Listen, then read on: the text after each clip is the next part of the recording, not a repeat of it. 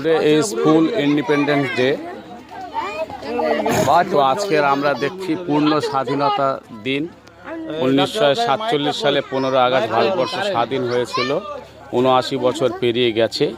তাদেরকে আমরা ভুলবো না, যারা দেশের জন্য দেশের জন্য প্রাণ দিয়েছেন, দেশকে বলি দিয়েছেন আর দেশকে সুন্দরভাবে ফুলের মতো সাজিয়েছেন। সারে জাহাঁ সে আচ্ছা হিন্দু সীতা হামারা হামারা হাম বুলবুলে হ্যাঁ ইসি কি, এই গুল সীতা হামারা। ফুলের মতো বাচ্চারা কি সুন্দর দেখতে পাচ্ছেন, সাজানো রয়েছে কত সুন্দর।